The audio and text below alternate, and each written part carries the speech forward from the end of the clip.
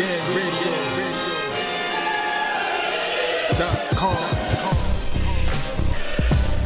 Take over.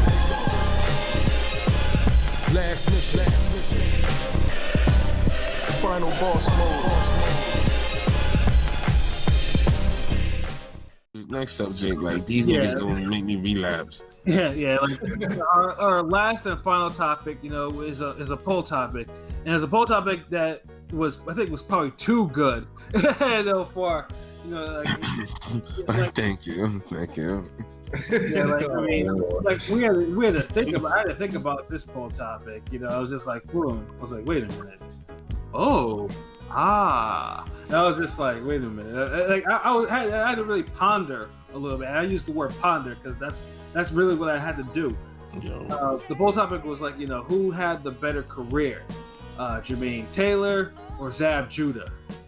And it's just like that's pretty fucking hard because who have similarities. Like they were both undisputed champions. One at welterweight, the other one at middleweight. The other one, they're known for like really their one victory, like their one, of course Zab is Corey Spinks, and then Taylor is Hopkins, and they're known for their losses. I mean, Taylor, Havlik, Abraham, and Zab Judah. I don't really want to go into his losses, but then they both got some good B level wins. Yep. And then they have solid resurgent title winning wins at the end of their career. Yeah, past prime title wins. Yeah. And that shit is crazy. And both have the brain injuries. Yeah, you know what I'm saying? So I went in my bag on this one, folks. Yeah, that shit. Usually I'm not really stumbling. Usually I can give, but that one I had to really think about it before. And even then, who I picked, I was hesitant about picking them because I was just like, because I'm like, what? I might watch something and I'm like, okay, that might change my mind. I think the last time I seen the poll, it was like I think 70-30. Like I think most people pick Zab. Let me see. Yeah. Check. There were 72% for Zab, 28% for Jermain Taylor, 29 votes. Yeah, so and I think the reason why is, Zab crossed over and what Jermain Taylor never really did, and then that's another thing because let's put it like, because Zab, at one point Zab was probably one of the most popular fighters in boxing, even more popular than Floyd. Yeah. But see, that's like Zab had more fights and more marquee events. Yeah, and Zab also had a personality. Let's put it this way: the last time you see Floyd not do any of the Floyd shit was against Zab Judah because he couldn't really do that because Zab is real as hell. No, what do you mean the Floyd shit? I've always seen Floyd win, so he won against that. No, in terms of how he markets his fights, bro. The money make shit wasn't really prevalent. It was like, this was like humble Floyd trying to sell. Regular Floyd. Yeah, I was still a millionaire. Remember, Zab was a thousandaire. Yeah, and Zab was bad boy Zab. So that's how they sold that damn fight. Floyd wasn't really mouthing off like that, if at all. So it's like Zab is a different type of cat. He mouthed off, but it was in a different way. Like he wasn't going. He wasn't going off like he was with Shane and everybody else. Hell no, he was not. Nope. Yeah. So Zab is. He really go off against people who know how to talk shit back. He wasn't really going off on Ricky Hatton like that either, because Ricky Hatton was be talking shit right back to his ass. Well, I think what happened with that. Was, and I think this, they put up the whole US UK thing. I don't think Floyd needed to do anything for that one. Yeah. UK was so the UK contingent was so loud. Everyone just wanted to shut them up. Even I couldn't stand. I can't stand Ricky Hatton in the first place. So it's just like, just seeing that, I was just like, you know what, you need to stop all this. Like, something needs to happen to shut them up. But Zab does. But with Zab though, Zab had to feel like Zab had a personality. Like Zab was a wild dude, but he was a wild dude and he was skilled too. Like he was skilled and he was explosive. So I'm entertaining. Like you never know what you're gonna get. Focus Zab, disappointing Zab. Yeah, but unfortunately, Zab's probably the most public loss that dude ever got was his first loss against Costa Zoo. In a fight where he was probably winning every minute of that fight. He made a horrible mistake, leaning back from a punch, where basically Zoo feinted a left and connected with a right on the jaw as, Zab was pulling back and KO'd him badly. And it didn't help that Zab got up like a damn puppet, getting his strength pulled up, and then promptly went back down. That shit. People were hurt seeing that shit. Like Zab was hurt seeing that shit. Yeah, that's the thing. Is like Zab has a lot of like crazy extra moments. Like low key. Like I almost voted for him myself. Like because I'm a big Zab fan. I was a big fan of Jermain Taylor.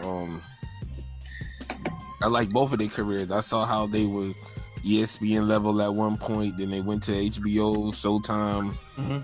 Not in the same order, but I saw the levels they hit.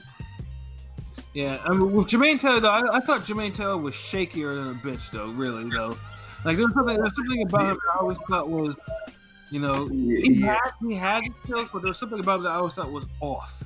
I think I'm gonna be honest. I think the reason why, one of the things that sealed it for me for Zab was probably for as talented as Jermain Taylor is, his biggest wins are always disputed. So it was like people still dispute those Hopkins wins to this day. Like I'll say this though, I feel you, but I feel like more people kind of relent to giving him at least one of those. But I'm one of the people who felt like he won both Hopkins fights clear. It was one of those. Hopkins started out too late, the first fight and the second fight.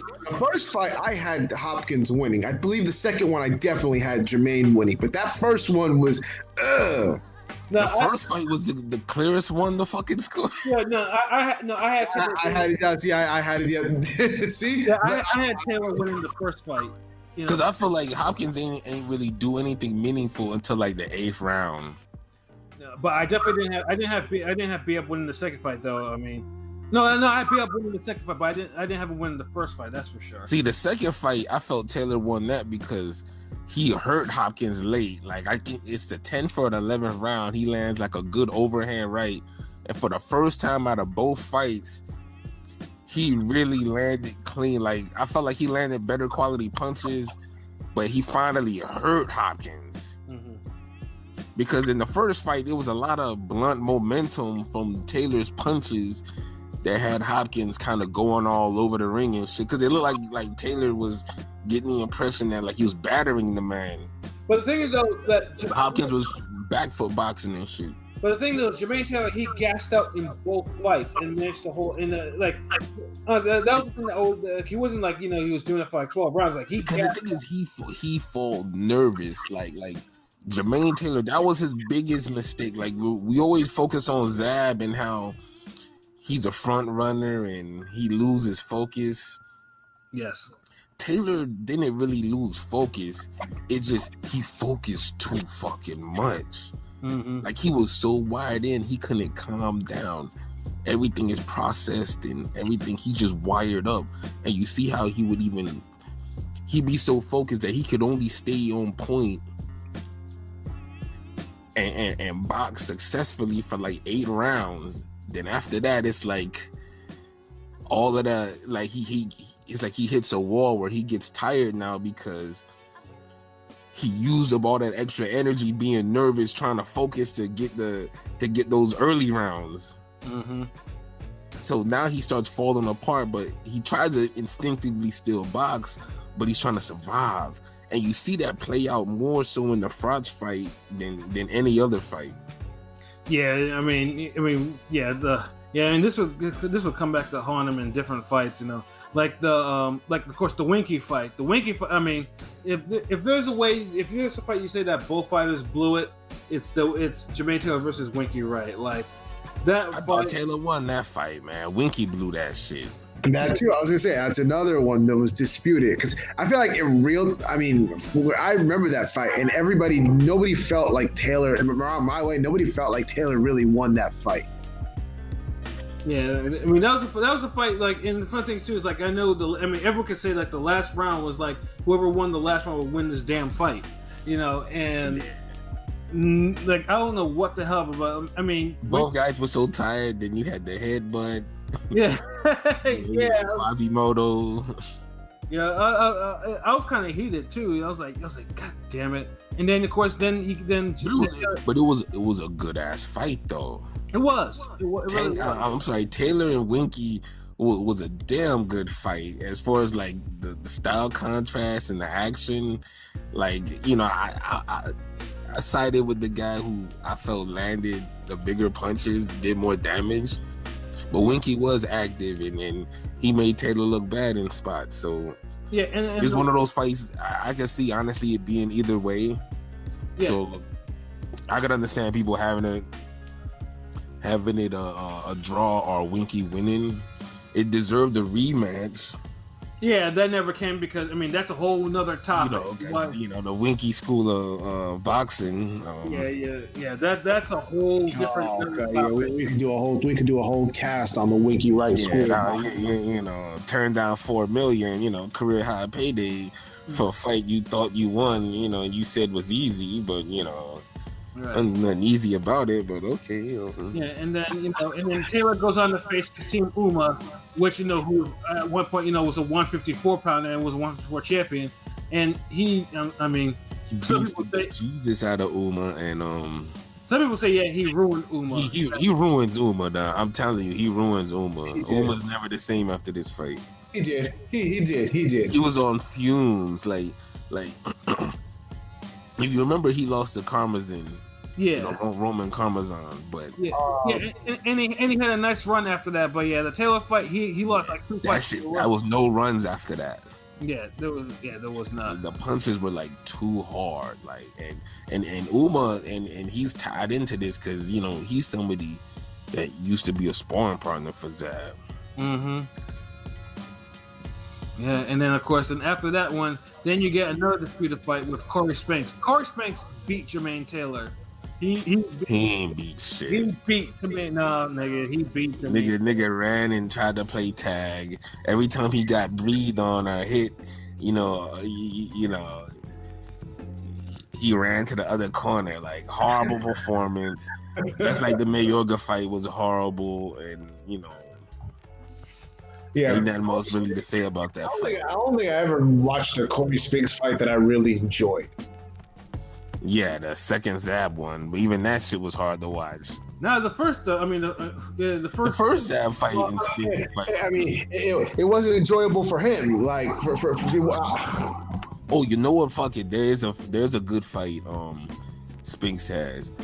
Watch Spinks versus No, Spinks got several fights. Fuck that. I just thought about that. Spinks, I think his best performance is against Roman Karmazin. Yeah. And that was a close ass fight too. Karmazin probably could have won that fight.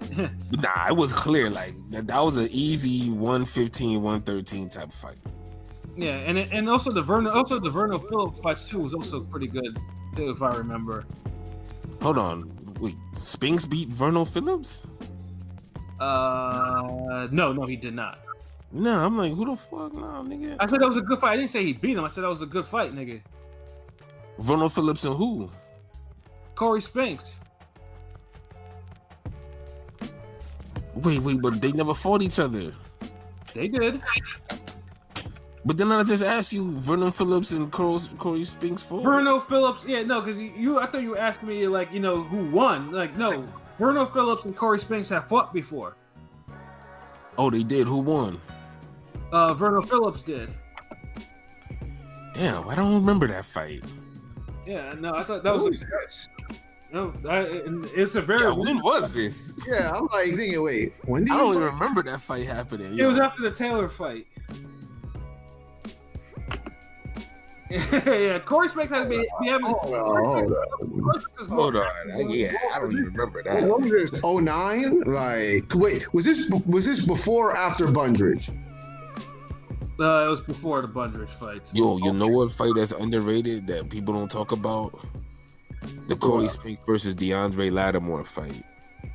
Yeah, that shit was close too. I mean, that shit was dumb close. Yeah, that was a good fight though. I think that's one of Spinks' best wins. Like he gutted that out. Like he got dropped, then he got up, stayed in the pocket, and beat up a younger, bigger guy. Like, yeah, I mean, we could definitely talk about Corey Spinks. Corey Spinks honestly doesn't get enough conversation because he's been. I mean, for whatever. I mean, there's various reasons, but Corey Spinks definitely had.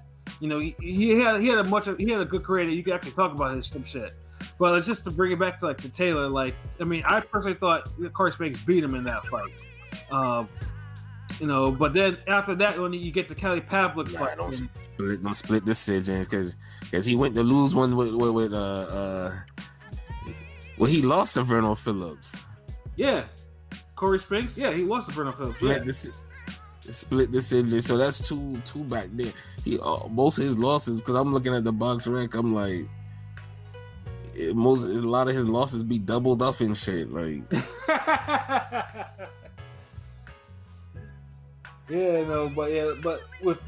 with Taylor though, it's like it's just because I always thought he was just too shaky. Like, I mean, why is he? I mean, personally, he shouldn't have never had such a close fight to me with Corey Spinks, even if Corey Spinks was on the spoiling shit. So it was like, then you get the Pavlik fight. I let it be known I'm not a fan of Kelly Pavlik. Never have been. I always thought me neither. Yeah, I couldn't understand how someone who was so damn slow scored these knockouts. And you know, Kelly Pavlik was slow, but he had hands of fucking concrete. You know, like dude will freeze you with one punch. Yeah, but he was slow. Like, yeah, he threw a combination. Yeah, it's like I kept coming forward, had a chin, and you know had heavy hands and had volume. So you know, he'll always be he's always gonna be a bad matchup for a guy like Taylor, who if he can't get you out of there, we fight 6 rounds and then after get drained. Yeah. But see, that's the thing. Taylor, he wasn't a 6-round fighter. He could give you about 8 rounds. The reason why I say it because he always had all these 115, 113 fights. Like judges, he could win the majority of rounds to a lot of people's eyes. Word. Like to me, Canelo's more of a 6-round guy. I mean, he's maybe not like, I don't want to say it like 6 rounds like consecutively. Like after the 6th round, he was basically shit. I'm just saying, like, I could always go into a Jermain Taylor fight and think, okay, he's gonna give up a couple of rounds, whether beginning somewhere. You could just tally something. You're gonna find he's gonna give up more rounds than he has to. Two rounds here, maybe an extra round. Because that's the thing. Even the fights he dominates, he usually only looks good for like 8 rounds or 9 rounds. Like if you look at the Uma fight, the first 8 rounds he's murder, but then he tapers off. The Jeff Lacey fight, he beats the shit out of Jeff Lacey. We don't have to go into that much detail, bro. You know, he's doing that thing, bro. Let's respect Jeff Lacey, bro. I knew you. I knew what you brought up Jeff Lacey. Yeah, we don't need to talk about Jeff Lacey. I'm a Florida nigga, so I know, yeah, bro. Let's put some respect. I mean, he won that fight. We don't need to be uncouth. I'm just saying, uncouth, schmuncouth. I don't want to hear. like you know, it just Zab just has.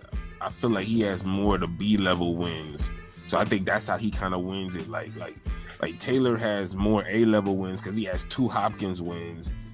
Zab only has that 1 Spinks win, right? But then he has a bunch of wins that are on the same level as a Uma or the Wings draw, and he has the Pineda win. He has the Matisse win. he has a The Corley Batista- win when Corley was actually, wasn't jobberish. Chop, the Rafael Pineda. He has a Mickey Ward win. Mickey Ward win. Junior Witter. Yeah, the Junior Witter win is when underrated. Junior Witter was somebody. Yes, I forgot. It's like, He made Junior Witter into a somebody because after that, Junior Witter went on a run after that. Like, I was saying so. I don't know. I never really liked Junior Witter. He was always, to me, he was like the original Kell Brook. Ugh. I mean, that Hatton fight needed to happen though, man. Yeah, it did need to happen though. But but Zab though, he beat the shit out of Witter though. Like it wasn't. Yeah, I think he broke his jaw, made the man run like the whole night. Like, yeah. But the thing about Zab, that was like, it was just the loss. Now getting knocked out by Zoo, which pretty much solidified Zoo's career. Like that pretty much put him in the Hall of Fame. Yeah. At that point, and getting knocked out by Zoo is one thing. Like I can understand. I mean, losing to Corey Spinks like in the first fight, like it was just like, ugh. It was close. I actually thought Zab beat Corey Spinks that first fight. I thought he did. But Corey Spinks dropped Zab, which is just like, oh no, nigga, no. Why you? No bullshit dropping, but the person who really got hurt, was Spinks. Yeah. The second one is like, you can see, because Corey Spinks by that time was feeling himself. So Corey Spinks had one of the greatest entrances of all time, and then gets knocked the fuck out in the rematch. Like, yeah, crazy. But then after that, Zab, like the undisciplined shit started really rearing its head. Like the Baltimore fight, people were pissed at the Baltimore fight. That's the thing. It's like he has a loss like that, like, and then the Claudia loss too. The Claudia loss. Like Elite Taylor has like the Solomon, and he has the Truax wins. Yeah. That kind of grew legs, felt better later. Although Truax did drop that dude heavy, Truax. Yeah, he did. But I see Taylor got kind of shook too. Like I could tell mentally, when he won that fight, he felt good because he was able to get dropped and still continue and not get knocked down and still win the fight clearly. So but that you can tell that nigga was battling demons in that shit. Yeah, that Baltimore fight though, literally that was supposed to be a layup for an undisputed, that shit pissed me off that night. Jeez. Yeah, it's like, he lost clear. I still have that fight. I remember I have that fight. I think it's one of the last fights I actually downloaded in parts, because I just wanted to really see did I really watch what I want? And Zab was getting lit up like crazy. Like why? And the dude was doing all these funny chicken dances too. Every time Baltimore lit his ass up with a right hand. I was like, what is this? Like you have a Floyd fight coming up. Like, what are you doing? It's just. But the funny thing is, the Floyd fight still went on. And because I won't get into the title shit. And then Floyd, he gave Floyd some trouble for the first 4 rounds, and probably and there was a blow knockdown on that too, because Zab legit dropped Floyd in that fight. They just didn't. They didn't count that shit. Yes, he did. He legitimately did. But Floyd adjusted, and Floyd did Floyd things after the brawl, though. Of course, because where Zab hit Floyd in the groin a little bit. But then after that, the Miguel Cotto loss was brutal to watch. This might have been Cotto's best victories. Probably at least top 3, because Cotto beat the shit out of Zab Judah. Like PR specials galore. Jeez. just to borrow LB's term, it was no contest on that one. After that one, I honestly thought Zab was pretty much done as a fighter. And then, LB mentions the Claudia loss. Because the Cotto loss was brutal. Yeah. But Zab looked good early on, had the monster uppercut. had Cotto really hurt. But then it's like Zab, he can't stay focused. He gets broken down. The PR special, all of that shit happened.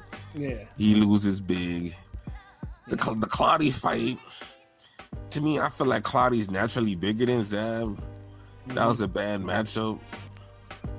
Because Zab's such a sharpshooter, and Claudia, Zab is like Trinidad in a way where he needs something to hit. Right. And I think also too, I think that was probably the fight that made Zab to realize, you know what, I need to get away from welterweight, because I think that's when he started making his descent back down to 140. Because Clottey is like he's a good natural size welterweight. Like he's not too big, not too tall, but he's sturdy, he's muscular, he's athletic. Mm-hmm. Like, if you can't really stand up to him, then you're not gonna handle the Paul Williamses, the Margaritos, the Shane Mosleys, all the bigger guys, like. Right.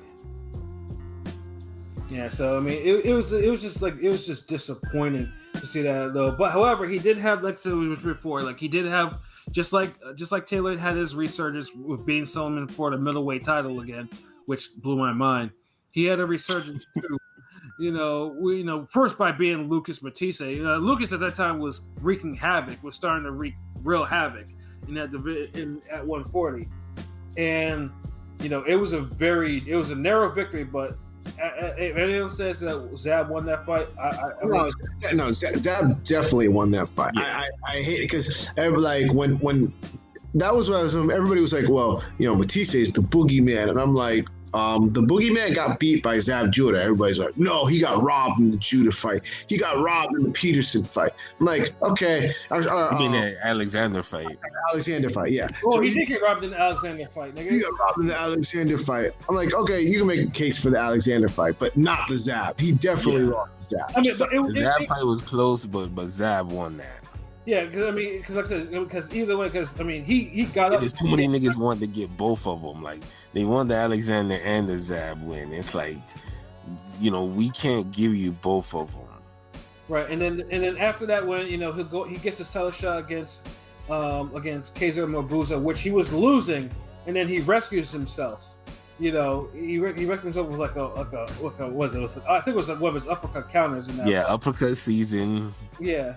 And he became champion, although that reign was brief though, because he lost to Amir Khan, and and after that, his career. I mean, he's probably his last real great moment in the ring. Was the Danny Garcia fight? Yeah, where he came back from Danny beating his ass to rocking Danny, like to the point where you think like he might actually score. He could actually stop him because he made like a decent stand toward the later rounds of the fight. So it kind of made it worthwhile. And then remember the promo for the fight was big because Zab always getting into it with Angel Garcia. So there was a whole bunch of fuckery with that. And this is why fights need to have promo and a time to build up sometimes. Yeah, and also too that shit became a legit grudge match. Yeah, like Garcia, it's one of the few times. I've seen Garcia get hurt plenty of times by Lucas. And Danny, for what I perceive as lack of certain intangibles, is a caveman. He shoots shots, and Zab lit him up like a couple of shots that had his eyes like a pinball machine or some shit.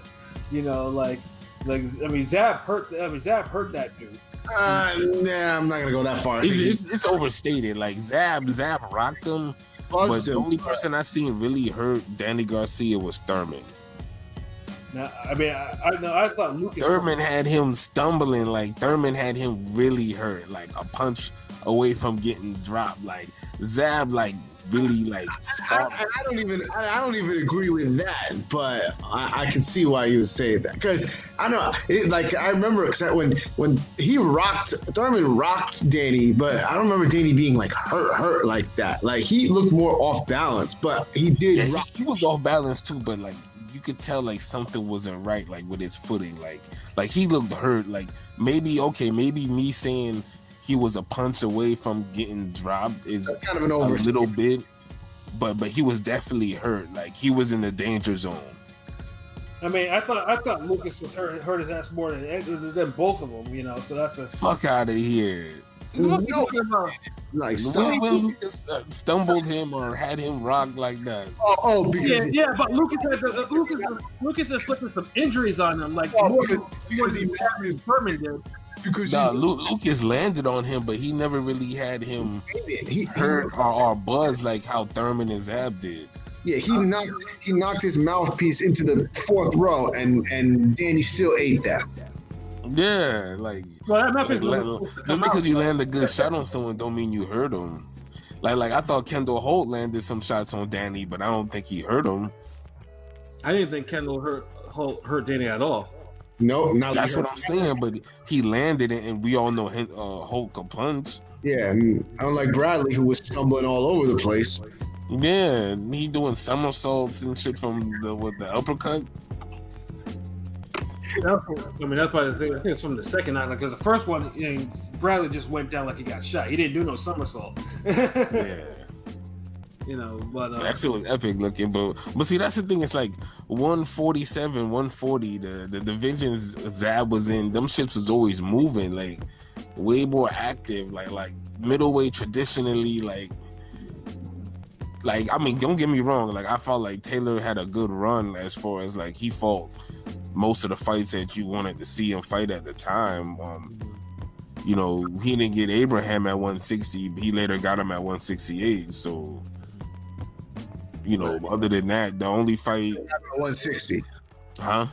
I said should have still been able. I wish you would have gotten him at 160. By 160. Yeah, I felt like Taylor would have had a better shot at 160. By 168, it was Yeah, I mean, like I said, I mean the Jeff Lacey one carried him into 160, and then the Froch fight, like he was dumb close. The Froch fight pissed me off because I was like, all he had to do was remain standing, and he would have took Froch's 0. Yeah, and we have took the Froch and his gift victories. Yeah. And after that, and then because like I said, he answers the super six, and he picks up a brain bleed against Abraham in a brutal knockout, and then that pretty much ends Jermain Taylor's, like, in terms of what we all know, like his actual prime career, even though he did beat Solomon. Like that dude, at that point, that dude probably wasn't really fit for boxing because Taylor unfortunately had some other shit going on. Sam Solomon was mid by that point, like. Yeah, but that's the thing. It's like it's a mid. He wasn't supposed to be beaten, man. Yeah. Remember Dominique Wade, who was like in the prime of his life, needed a gift for that same mid, yo. Yeah, so like I said, it was one of those things. Like, I mean, Solomon was supposed to beat Taylor because Taylor got dropped by Caleb Truax, but that was not supposed to happen. Yeah. And, if Caleb Truax would have the one from the fucking what's his name, the first Gale fight, if he would have showed up for that Taylor fight, Taylor probably would have lost that. And the funny thing too, it's a good thing that Taylor never ran into certain fades, because that would have been the end of his career. Like, something crazy. Yeah, and like I said, he knocked him down like 3-4 times, and he won clearly, and it was good. But like I said, Taylor unfortunately had has a lot of issues from his brain injuries, so that's why that title had to go. So all in all, it's like this one is like it's really debatable. Like I don't think there's really a wrong answer. Like. But I do know one thing. Zab had a more memorable run because I think more just marquee names fights he had. Yeah, but god damn it though, losing to Paulie Malignaggi, that version of Paulie Malignaggi, that hurt Zab. Yeah, and he dropped him and then basically just coasted. Yeah, it was just like people. I know people were really pissed about that fight. Like that fight that fight should have never been. That's one of Paulie's clearest victories, and it shouldn't have been. It was terrible to watch. But that's what it was. Zab's fights. It's just like he has some very like high profile losses and losses that he shouldn't really have. Both of them do, man. That's what makes this shit so interesting. Yeah. Like I just feel like the two Hopkins wins is just that's a higher level of the sport. Like even if it was just one Hopkins win to one Spinks win, it's just Spinks a good win, but Hopkins is like all time great. Like right to beat him twice, like I mean that's high level shit. So Yes, but I I wouldn't argue against somebody having Zab as a better career than Taylor. Because I think they're both on the same level in that aspect. Mm-hmm. Yeah, no. So yeah, that's why I said it was hard, But like I said, I mean, I picked Judah because he did have a longer run. He had the more market. Like he had the more memorable career. To me, like I think he had. I think more. Zab just liked boxing more too. Like when they say Taylor just he did boxing because he was good at it. Mm-hmm. He was a big country boy. like his wife at the time played basketball. Mm-hmm. Like he like riding horses and tractors and shit. Like Zab dice games and Zab was born into boxing. Like, yeah, born for it. Just martial arts. Period. Yeah, period. Yeah, like that dude was. His father was a kickboxer. All his brothers were pro fighters. So it's like. Yeah, I mean, Zab was born in this box shit. So, I mean, even with now, if you want, hopefully both men. I mean, Zab, luckily, hopefully neither of them ever step in the ring again. Yeah, no, Zab is finished, and I hate how his career ended because that fight. I mean, he probably could have died in the fight if someone didn't stop it.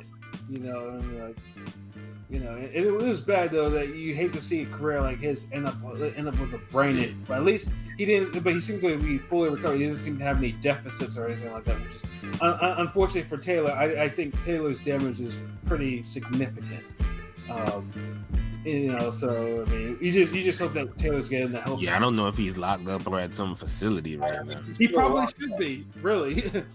I mean, Jermain Taylor is pretty dangerous right now. With his because I think when he pulled out a gun on some kid at some Martin Luther King parade. Yeah, that dude. Yeah, he suffered some really bad brain injuries. Yeah, boxing's a hard sport, man. It's just, it's tough.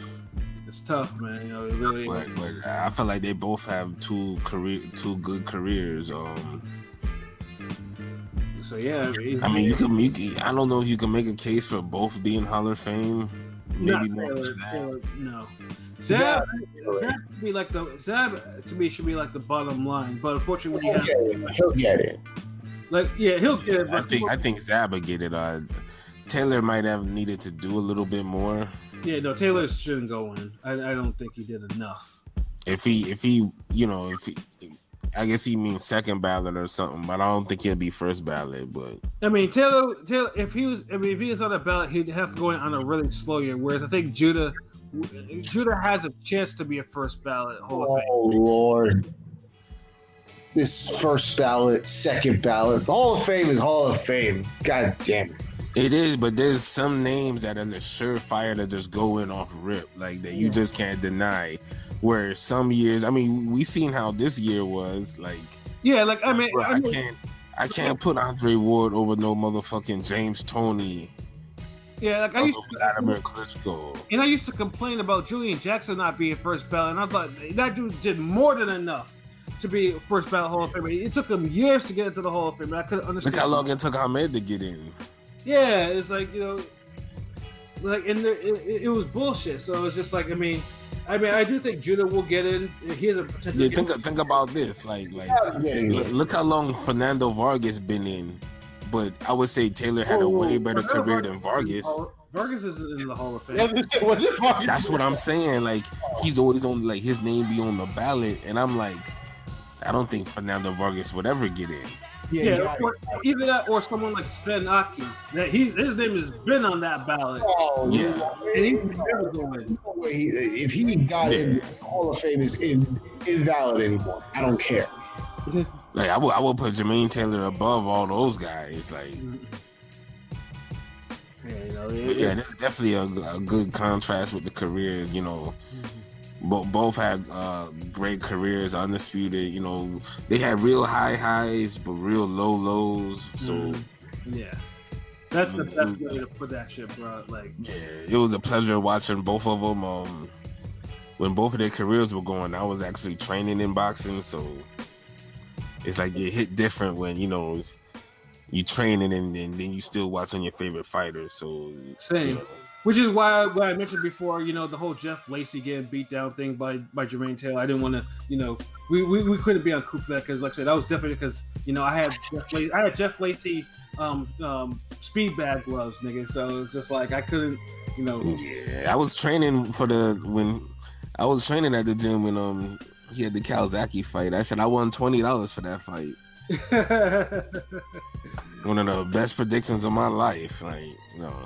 Yeah, no, but because we definitely, you know, we had some memories attached to those fights in terms of where we were in our lives, especially, you know, when we were younger, you know, we felt like we could whoop anybody in fights.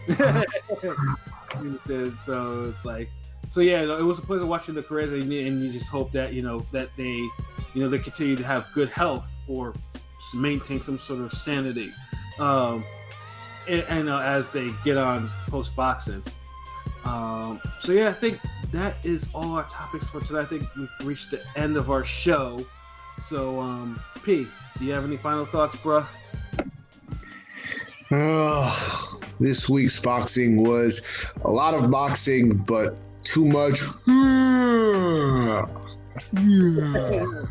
Fact. So, you know, quality still means more than quantity. So, always, forever and always. But, you know, other than that, you know, I'm hoping we don't get more next weekend. But unfortunately, I might be having to count sheep later because that last fight. But whatever. Nah, I'm good. I'm staying up for it. But anyways, you already know what it is. Ring Gang Radio all day. Follow us on Instagram, Twitter, YouTube, Facebook, and of course, ringgangradio.com. You already know what it is. Exactly, that's what it is. Hey, LB, bro, you have any final thoughts? Oh, you already know what it do, man. You know, ringgangradio.com. Shuttleworth Soul Wars. Make sure you subscribe, follow me on Instagram, Twitter. Make sure you follow the gang. You know, big things popping. If you're in Edmonton, Alberta, Canada area, and you boxing and you training, you know, holla at us. Holla at my boy PJ, the fight architect. He has some upcoming days scheduled to train. He got a 1 hour slots available, so you can level up with your fisticuffs. Yes. You know, because we always got the little training clips and little articles and shit, you know, about the sport of boxing and making sure your knuckle game on point. I'm back to working on episode 3 of the cartoon, so that's in the works.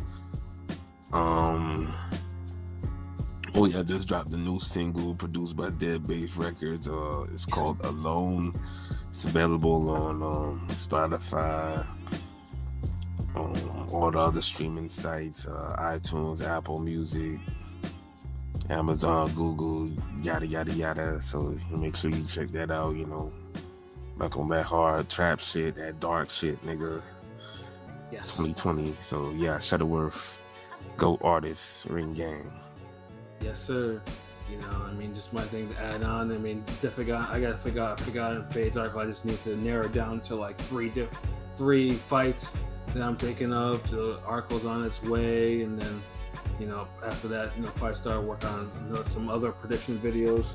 You know, probably getting ready for, you know, either late November or of course like the big fights in just early December. You know, it takes a little time. Then of course, you know, obviously you just, you know, keep subbing. You know, we see our YouTube, you know, people are, you know, getting more than that. We appreciate everyone that's, you know, that's checking our shit out and everything like that. We appreciate that. We appreciate any engagement, you know, on Podomatic or Spotify or Anchor, whatever, man. We're out there, man. Even our website. Just definitely go to our website, man. Our website is, you know, so that's our crown jewel. So make sure you check that out. And then also one more boxing related thing before I go to a non-boxing related thing. There's also a triple header on this weekend. The Eddie Hearn's all-female triple header, you know, with Kay Taylor in the main event.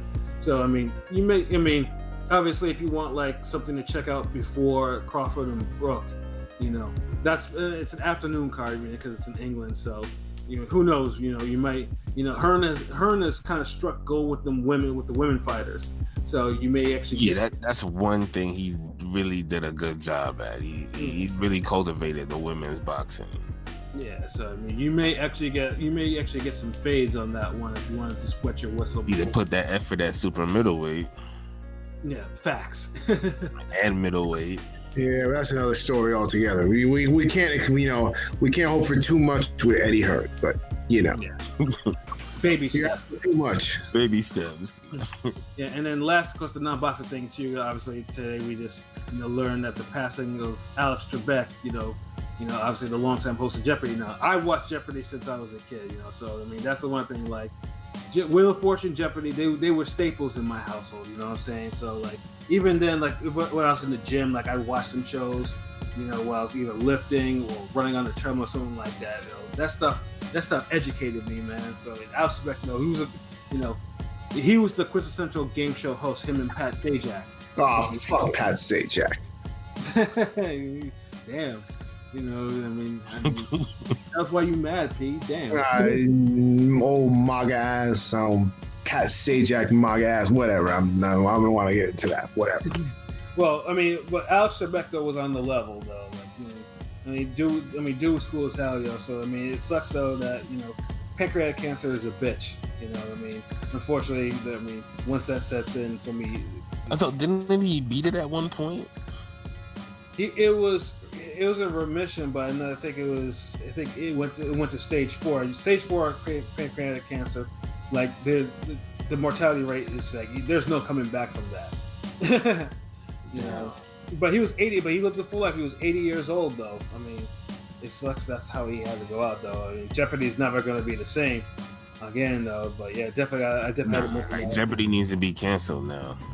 Seriously, like I mean, I don't want no half-assed host. I definitely don't want like a Steve Harvey or a Drew Carey on that shit. Just stop. Stop. No, don't give them ideas. So Too many people listen to Ring Gang. Yeah, but some executive nigga. But definitely rest in peace though to Alex Trebek, and his family, man. We're gonna miss him. We're gonna miss that dude on TV. He was entertaining. Man. So for myself, Pat Scope, the New England representative, for LB, Chill with the God, the GOAT artist, for King People, Dega P. This has been another wonderful episode of Real Talk, where as always, if shit's real, we talk about it. So until next time, peace.